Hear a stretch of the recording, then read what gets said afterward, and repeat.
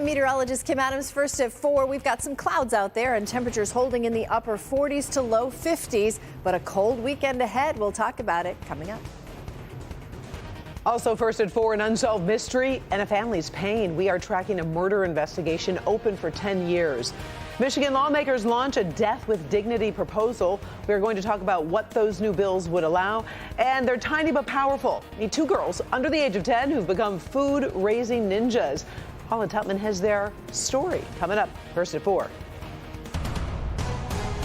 Local 4 News starts now with a breaking news alert. News less than 24 hours before Michigan football kicks off against Penn State. The Big Ten is suspending Jim Harbaugh as part of the ongoing sign stealing case. That suspension will prohibit Jim Harbaugh from being on the sideline during games for the remainder of the regular season. However, he will be allowed to coach during the week. Michigan is expected to fight the decision. We'll have much more on this breaking story at 5 and 6, including reaction from fans. Also first at 4, a sad and mysterious milestone in Taylor today with the family still searching for justice. It's been 10 years since 30-year-old Chelsea Small was shot and killed while working at a check cashing business over on Telegraph.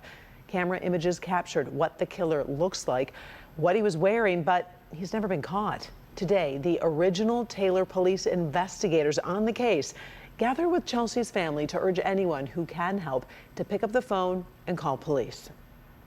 We continue to have up and downs within ourselves because we miss her greatly. She was very much loved. She was a good kid. She was a phenomenal mother, and we miss her very much. The reward offered to help catch Chelsea's killer has risen to $55,000. Taylor police and Crime Stoppers are waiting for that call. You can remain anonymous.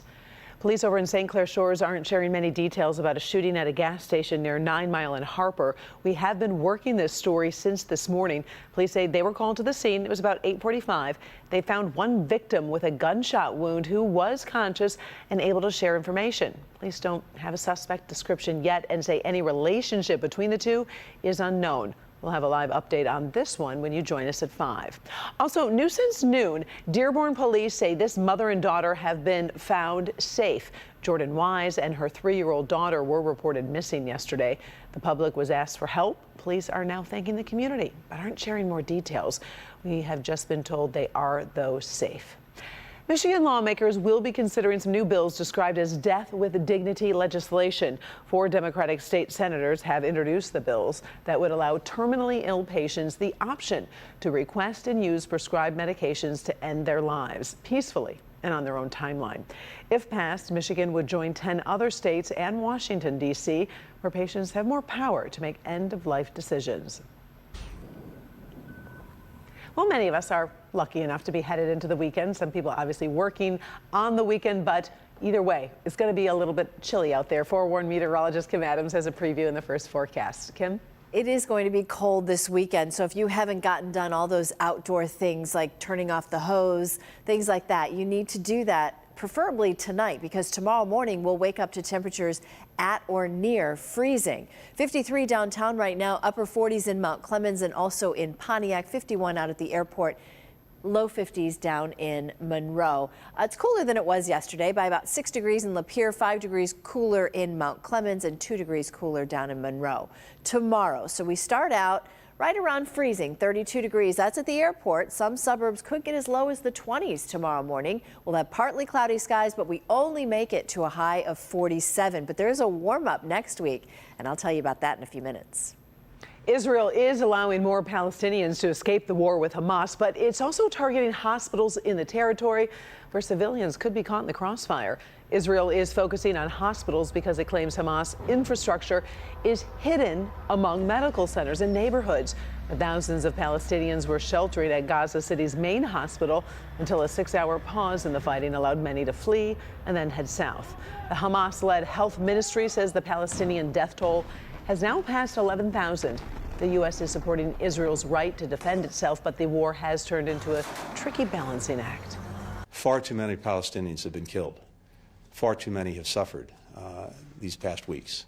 And we want to do everything possible to prevent harm to them and to maximize the assistance that gets to them. To that end, we'll be continuing to discuss with Israel concrete steps that can be taken to advance these objectives. We'll continue to focus relentlessly on getting our hostages home.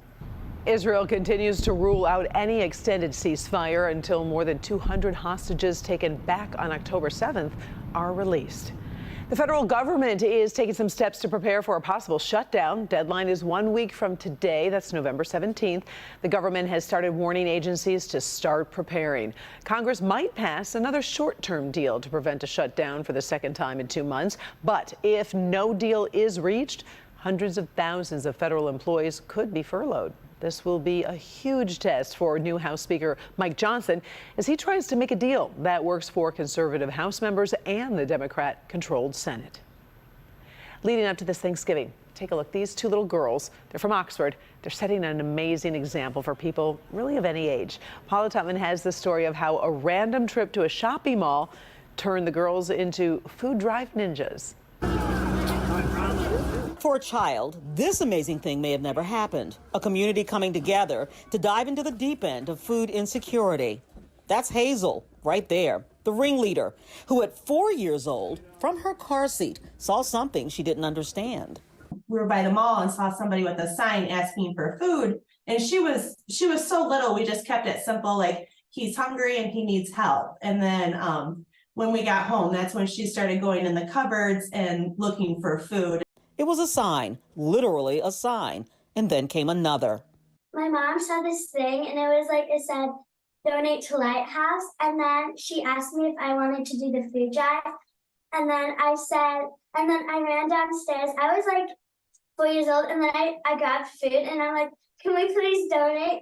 And from a few cans of food, a movement from an entire Oxford community with children at the helm. It has grown to this. Now at 8.5 years old, with little sister 6-year-old Alice, the two have become food drive juggernauts for the nonprofit Lighthouse in Pontiac. The first thing they do after school is they sort that food and they get excited. We have a box on the porch that they run out to every day. And, you know, it's good to see that they want to help people. And of course, we just hope that continues. Lighthouse says food insecurity is growing almost faster than they can keep up in terms of how many people they're actually feeding. 2019 was about 10,000. Last year, 2022, was over 40,000. The nonprofit has launched a Thanksgiving food drive to address the holidays. What we're doing here, it's not unique. Anyone can go out and do this. You just really have to want to. You have to have the will to do it, and then you have to get people involved around you. Whenever I see people like that don't have home and they don't have food, I really, really want to help them.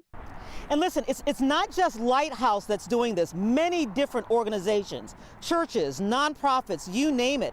They just need some help, a little bit of help. And so if you find an organization in your community and you're able to help out, they're really going to appreciate it because they're helping more and more people every single year. Paula Tutman, Local 4. All right, Paul. And by the way, if you have non-Thanksgiving themed foods, any non-perishables are also welcome because Lighthouse is feeding families all year round. We're going to put a link on our website, clickondetroit.com, to make it easy to find out how you can help out.